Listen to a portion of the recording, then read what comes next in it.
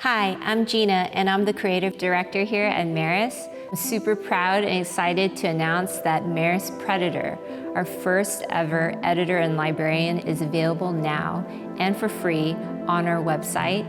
We allow such easy to use drag and drop features.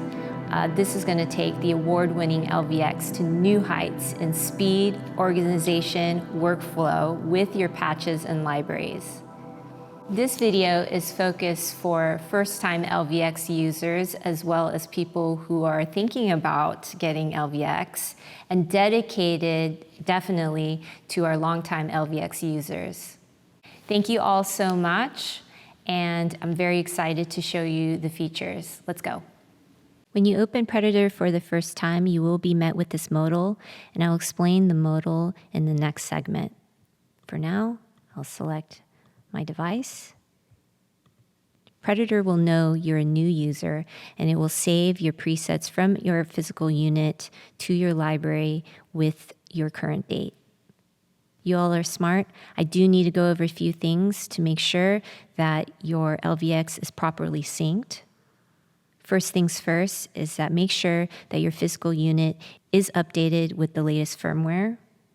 prEDITOR is not going to work without MIDI connection, and so you'll need proper 5-pin DIN cables and a MIDI interface or device.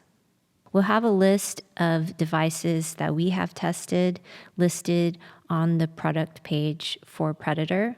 We found that MIDI devices each have their own behaviors, and so we do recommend some more than others. And finally, you'll need to properly power your LVX with a solid power supply, so a 9-volt DC center negative 300 milliamp. When you first open Meris prEDITOR, you're going to be met with this modal window, and this is where you set your MIDI device. So I'm using SSL2.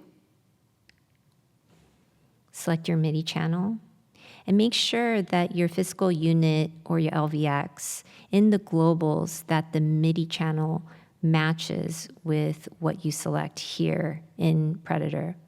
Also in your globals, make sure that you set it to MIDI out and not MIDI through. This is where you're going to receive 99 of your presets. Bo made sure to set it to a conservative amount, the wait time. We found that the combination of computers and MIDI devices had different wait times. Hit OK, and here it is. The resolution is for laptops initially, but you can always scale it. I'm going to show you prEDITOR from top to bottom, and the first thing that you want to notice is which device that it is reading, and you'll see right here. You can only connect one device at a time. Above it is your preset, where you're parked at, and you can just single click around, and you'll see that it changes. But you can also control the selection with LVX as long as it is in sync and connected. And I'm also selecting using C3. So right now I'm on Cinema, and it's reading the physical unit, what we call live device. But if you click on the down arrow here, you can also look at the locked factory presets that you can access anytime, and you can duplicate those, and all the libraries that you created. And we'll go through that later. So let's go back to live device again. So how do you know that you're in sync with your live device? Well, here it's going to show up as orange. And if you're disconnected, then it'll be gray. So let me pull one of the MIDI cables out. And you can see right there that it turns gray and it says not connected. So I'll put the MIDI cables back in. And now it's connected. The live device was created so that you can audition on the fly. And it's been designed to be fairly non-destructive for a reason, to protect your unit so that you don't accidentally make any changes or overwrite your device too easily. What we want to do is route you to do the heavy organization, the heavy changes in your libraries. But you can do things on the fly. For instance, if you wanted to, let's say, I'm right here on preset 1, and you just wanted to quickly change the name of your preset, you can do that. So here, I'm going to write a rename. And as soon as you make any changes to the preset or any changes in parameters, what it's going to do, and the way I designed it is that it's pretty consistent or recognizable in the unit as well. So here, this is the edit icon that also exists in LVX, and it's telling you, hey, you made a change, would you like to save it? And so I'll save it. And then that's been written over to my device. You can also make parameter changes by double-clicking. And so any of your presets, just double-click, and now you're in the categories page. We'll get into that later. And again, make any parameter changes, and you'll see that your edit icon showed up, that you made some changes. You can save or write over to your device. But again, you have to really go out of your way to save it. You got to go to the upper left-hand corner and save to your device, and it was designed that way for a reason. Besides single-clicking or using your C3 encoder, you can also jump to your preset numbers. And as you can see, 66 was selected here and also down here. You can also save your presets from your live device immediately to your libraries by single-clicking Save to Library. And right away, you're in Libraries. A library was created. It says that you copy this from your live device and a date and timestamps for you.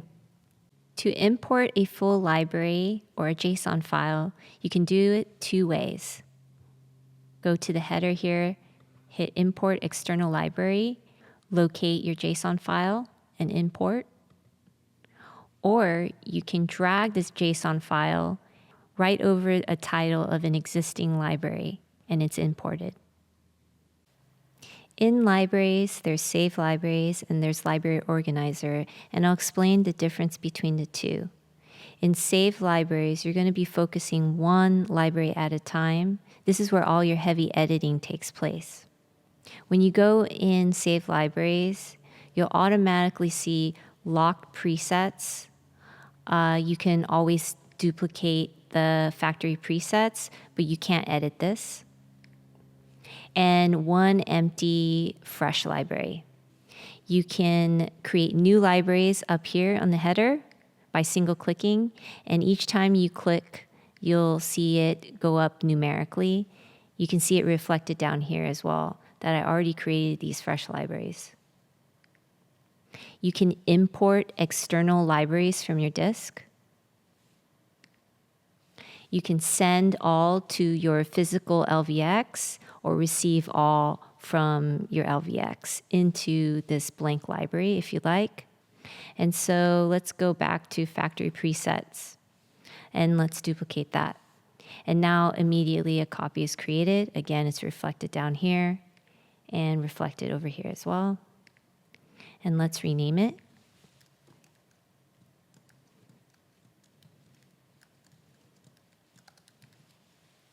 And right away, whatever you rename, it's automatically changed. You can export your full library as a JSON file to your disk, or you can delete. In your library, this is where you're going to do your editing. And so in each preset, there's an info dialog box. I copied this from the factory presets. And so here is the name of the preset. This is the description. And these are the tags. And if you want to export single presets, just go into each preset and hit export. And you can export a sysex file to wherever you'd like. What I love what Bo implemented is this drag grip handle, and you can move it around. And it's going to ask you, do you want to swap your presets or replace your presets? So let's go ahead and replace it. And you can see in preset 5, it's now magnetic shift. Let me drag preset 7 to 3 and swap it. And now rack reels is in 3 and cinema is in 7. In Save Libraries, this is where you will also assign your favorites bank. And all you have to do is drag, if you want preset 23 Rotopan to be your first favorites, just drag it over to whatever order you'd like it to be. And right away, you'll see down here that the hearts appear and your bank has been changed. To export single presets, go to the info dialog box. And first, before I export, let's rename this. Anytime you rename or edit your presets, a save button appears. Make sure that you save that. And let's export it. So I'll just export it to my desktop. And here it is. Let's say a friend wants to share you a preset, or you go to patch storage and you download a sysex file. All you have to do is drag the sysex file over to your library to any location that you want. It's in 14. Anytime you open the info dialog box, just click it again to close it. So I mentioned earlier that you can add tags, so let's test it. So I just deleted that. And let's just say that this is a preset that has filter. Close that. And let's search filter. And you'll see that my test, it highlighted the tag filter and found it right away. To quickly blank out a preset, Bo implemented something really easy. Just simply right-click and hit Reset Preset.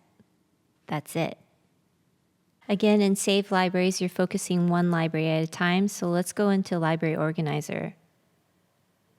This is more about organizing, and so let's select different libraries.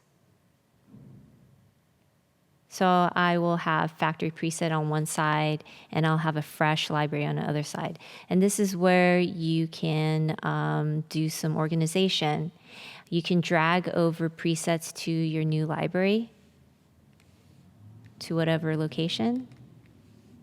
Or what I love about this is you can drag over banks as well. Just grab the word bank and hover over whatever bank you want to copy to and let go. Remember that in Library Organizer, you can't assign your favorites. That's where you want to do it in saved libraries. But in Organizer, you can move things around, you could copy things over. Let's go back to libraries. And I'll select Jinna's library. And this is where I copied over the factory presets. Again, you're focusing one library at a time, but you're also editing your presets here as well. Double click on any of your presets, and right away you're into categories. At the top, all the parameters are listed. And to the right of parameters is a quick view doc. I designed this doc so that you can quickly see which parameter is enabled or disabled.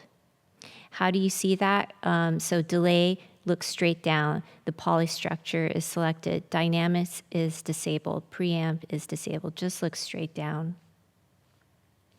Not only is it a doc that you can quickly see what was turned on and off, but also it quickly takes you there to your values. So go to any one of them, let's say mix, and it takes you right away to the values if you want to quickly change it so that you don't have to do any digging.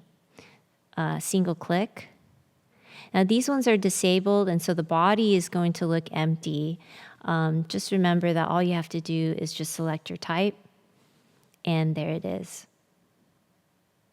So I'm preset 4, Digipong. How did I navigate to that? Again, you can select your numbers here, right? Or you can go in libraries, look around, and then double click, and then you're in there in preset 15. And so anytime, if you're wondering, oh, what preset am I editing, just look on the left-hand side. And make sure also in this drop-down menu that you are editing within the correct library that you're intending to edit. So one of the things also that I designed, I wanted to make sure that it looks consistent with the aesthetics of the graphics in LVX. There's a couple of changes that I've made, especially for the signal path map, the location map. I just thought that if it looks like this, it'll be easy to understand where it's located. And so you can implement that by just clicking the dashed lines, and right away you're selecting the location. Again, any changes you make of your values, you'll see your edit icon show, which is consistent with LVX. Any changes you make, you want to make sure that you save it. If you quit your app, it's not going to get saved. Let's go to modifiers. The reason why I'm showing modifiers is because there's more parameters, and you'll see that there's a scroll bar down. So anytime you see a scroll bar, be sure to scroll down. And Stefan from the Pedal Zone told me that he's super excited about this 16-step sequencer so that he can quickly be able to modify his sequence. And so I hope that helps everyone out there to just have a quick flow with their editing. Let's go to expression pedal. So in preset 15, you'll notice these numbers, and it'll tell you how many was enabled. So 1, you'll see that something was assigned, and the rest are none. Scroll down, you'll see none, none, none. So here it'll show you how many, and that's it. One thing I'm going to show you is the option of saving your presets anytime you make a change. So I will maybe enable half speed. Let's go back to libraries. And you can save that, but if you click on the drop-down arrow, you can also make a copy, a save as, similar to how LVX behaves. Let's click Save As. And I'll save preset 4 to 18. Save As. And preset 4 was Digipong, and you also made a copy to 18. LF and RF means left favorite and right favorite, and in every preset page you can assign your 2 favorite parameters on the left-hand side of your screen and on the right-hand side of your screen. So in preset 2, delay dimension is on the left, modulate mix is on the right.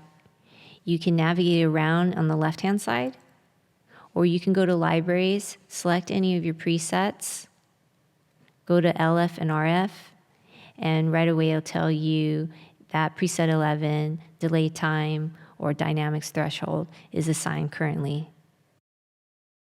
In globals, it's pretty straightforward with single clicks. If you look at your LVX, right away it changes from text view to graphic view, so this toggle is going to be real quick. Initially, before I opened prEDITOR, I set it to MIDI out in LVX and automatically read that. I'm not going to go through every single one, but for, let's say, the tuner reference, there is a min and a max. So it goes from 425 to 455. So anything beyond that, it'll turn orange.